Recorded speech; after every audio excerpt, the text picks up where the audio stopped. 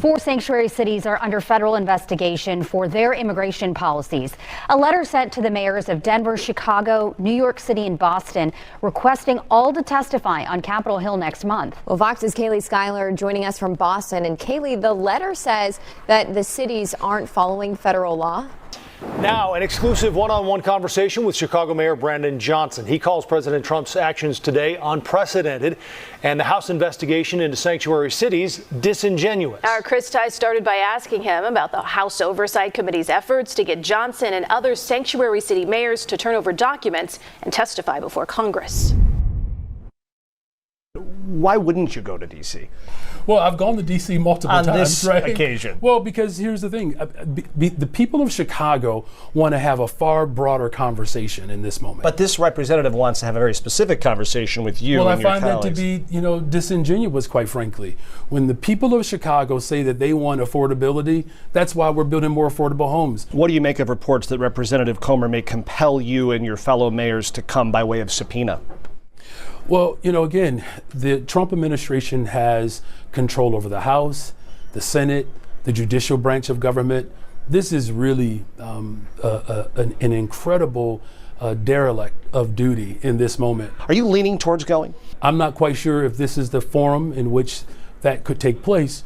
But, we're going to review that letter. Can you come out here to the front door? For all the bluster around what's going on, the folks here illegally, the people who fit the category of they are here illegally and they are violent offenders, is there some value to the federal government getting them out of the Chicago machine? Well, that's their responsibility. That's their job. So there is value there. Well, look, every administration has done this. That is their responsibility and their job. All we're simply saying is that our local police department will not dub as federal agents. It's not their responsibility. That's the responsibility of the federal government. Boy. So we got to talk about woke Chicago Mayor Brandon Johnson once again. Okay. And I know that Brandon Johnson is upset. He's mad because he doesn't want anybody that's not from Chicago talking about Chicago. But just because he said that, I'm going to keep talking about Chicago. I'm going to continue to cover Chicago and the disaster that is happening in that city under his watch. Okay. As his approval rating continues to decline. Okay, it's basically the lowest in history, right? This guy is the worst mayor in Chicago history. So with that being said, Mr. Brandon Johnson is facing a federal investigation by the House Republicans when it comes to Chicago and their sanctuary city status. The fact is that these sanctuary cities are not helping the feds. In fact, they're going out of their way to try to stop the feds from deporting illegal immigrants who are criminals, violent criminals, okay? And Republicans are saying, hey, you know what? You need to testify before Congress and tell the American people on the national stage, why is it that you think it's a good idea to not help federal law enforcement deport violent illegal immigrants? And Brandon Johnson was confronted by a reporter on whether or not he is going to testify, whether or not he would come if there is a congressional subpoena.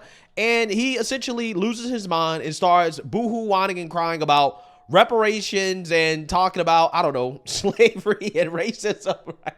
Basically deflecting. And this is hilarious. This guy is really losing it. So without further ado, let's get into it. If I can just follow. Yes, I was just trying to clarify something.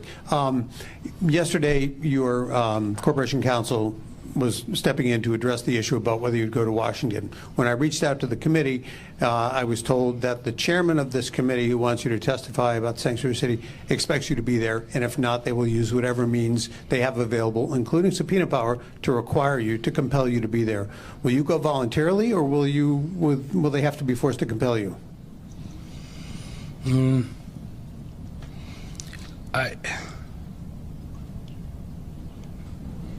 I wish the next time you talk to the committee chair, ask him if he would be interested in doing a hearing on how reparations can transform people's lives.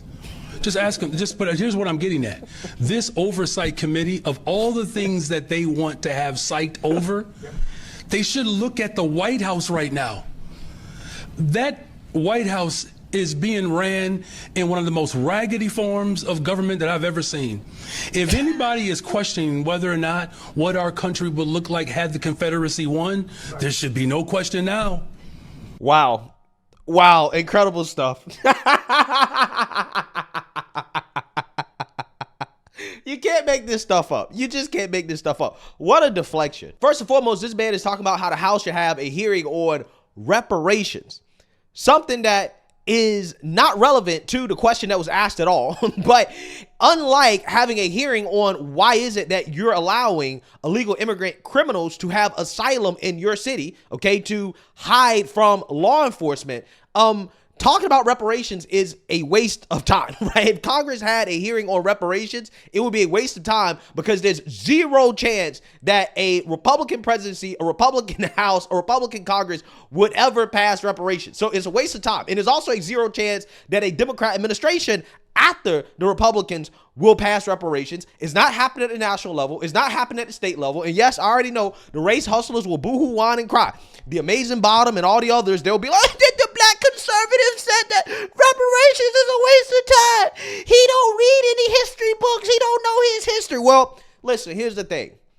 No, I don't sit around all day and read about reparations and why black people are victims, okay? Because that doesn't help me. That's not going to put a dime in my pocket because unlike a lot of these people, I'm not out here selling black people a pipe dream that they're going to get this magical multi-million-dollar check. That's never going to happen. Instead, I spend my time, I don't know, reading about things that will help me, like money, right?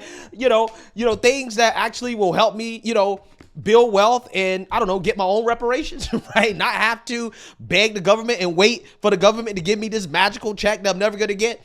And see, that's the thing. Unlike these race hustlers, I'm actually going to give the people who are waiting for that reparations check, let me actually give you some life advice, not investment advice, but life advice. You're probably better off, instead of spending your time listening to these race hustlers boo-hoo, whine, and cry about the white man and black conservatives, right? You're better off reading a book about how to budget. You're better off gaining a skill to increase your income. Learn how to invest, reading about the stock market, okay? The S&P 500, the Magnificent Seven stocks, real estate, Bitcoin, which is honestly probably your best shot at reparations, to be honest with you. Should definitely read about that. You're much better off, instead of listening to these race hustlers boo-hoo, whine, and cry about the white man and black conservatives, instead of listening to them boo-hoo, whine, and cry about that all day, something that doesn't put money in your pockets, but it puts money in their pockets though, right? They're making money off that. Stop reading about reparations and read about the time value of money. Read about compound interest. That is the most powerful force in the universe. If you learn about these things, if you learn about how money works, that is going to get you a lot further to get those reparations than sitting around boo-hoo, whine, and crying about the government, how the government haven't given you that check yet, right? For something that you never went through. This is real talk, right? This is real talk. Something that everybody can do that will help you get ahead. But see, the race hustlers, they will never tell you these things. They will never actually tell you things that will benefit you financially and help you get ahead. They want you kicking and screaming and crying and worried about the white man and black conservatives more so than doing what you can do in your own life to build wealth, to go get your own reparations, okay? So I just want to say that because what Brandon Johnson is suggesting, again, is a waste of time, and a lot of people will be mad about it, but it's the honest to God truth. They want us to be afraid. Do not be afraid, Chicago. Whether it's an invitation or a subpoena, I'm always going to stand up for the interests of working people. And I will not be intimidated by some weak individual who won't stand up to an individual who believes he's a supreme being right now. You're worried about Chicago? Look in your front yard. We have a president right now who is obfuscating his responsibilities that should be very clear based upon the Constitution. He is rejecting the Constitution of the United States of America. And if they want to have a real discussion about undocumented individuals who are criminals, they should look at the very individuals who enslaved my people and colonized this land. So whether it's an invitation or a subpoena, the people of Chicago will not be intimidated or threatened by any individual who is unwilling to look in their own front yard of where the real threat to our democracy lies. Thank you all very much. Bro, he thought he was doing something, right? He thought he was doing something. It's just so hilarious that one of the worst mayors, right? In America, in all the major cities, this guy's probably the worst. Him and Karen Bass, they're up there. They're competing, right? I don't know who's worse, him or Karen Bass. Probably Brandon Johnson.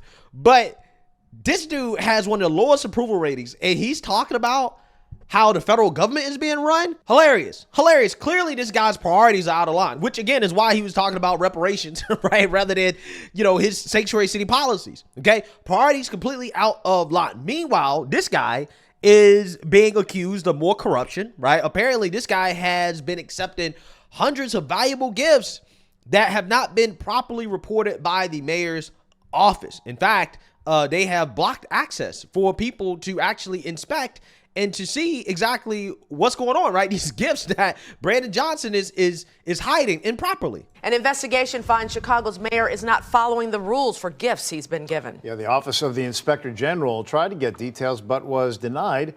WGN's Dana Rebick live tonight on this still developing story. Dana?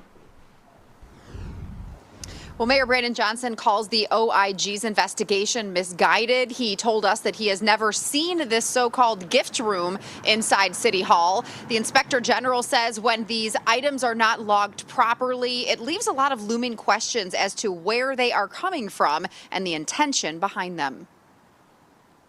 I don't want people to think, you all, that there's some room in the city government where there's just a wall full of belts and socks and shoes and fancy hats. It's no secret Mayor Brandon Johnson and previous Chicago mayors received gifts while in office. According to an investigation by the Office of the Inspector General, since 2023, Mayor Johnson has accepted things like Hugo Boss cufflinks, handbags from Givenchy, Gucci, and Kate Spade, a personalized pen from Mont Blanc, and Carucci size 14 men's shoes, many items kept in a gift room at City Hall. Can you disclose now, just to give some examples of who sent you these gifts and if any of those individuals or organizations received any favors in return? Well, first of all, thank you for the question. It's a mischaracterization of what's being reported. These are gifts to the city. They're logged. A city ordinance. Why would anybody give the city, right? Gifts to the city. What does that mean? What does that mean? Why would anybody give the city Gucci bags, purses, cufflinks, things like why would anybody give the city that? I mean, to me, these gifts seem personal. But here we are once again, progressives showing their true nature. They're not fighting against the rich. They're fighting to be rich, right? That's what people need to understand about these progressives. They would come out here and claim that we're fighting for the poor and we need to just take the wealth from the rich guys. We need to redistribute the wealth. And they're honest about how they want wealth redistribution, but again, not to the poor, right? Not to the working class. No, they want to redistribute wealth from the rich to themselves, right? They want to be rich from and from the taxpayers as well too, right? They want to take money from the poor, from the working class, from the middle class, and give it to themselves, right? That's what they want to do. That's what Brandon Johnson is doing with the teachers union. We've covered this story. This guy is driving Chicago into bankruptcy to fund the teachers union, to make sure they get paid. And he's still working for them. This guy was using campaign donations, allegedly, to get $30,000 haircuts and still has that same nappy ass mohawk. But you paying $30,000 with campaign contributions for haircuts? This guy is as corrupt as they come. But again, he presents himself as some type of freedom fighter. But he's getting rich. He's benefited himself. He spent $70, $80, $90 plus $1,000 in taxpayer money to upgrade his wife's office. With the nicest, the finest furniture, right? While taxpayers suffer. This guy is getting his nonprofit buddies rich, the liberal nonprofits rich, by using taxpayer dollars to fund the illegal immigrants. Eventually, people are going to understand the game that these progressives play. These people are not fighting against the rich. They're fighting to be rich. And they will redistribute money, not from the rich to the poor, but from the rich to themselves and from the poor to themselves, right? That's what they're trying to do. That's what they do.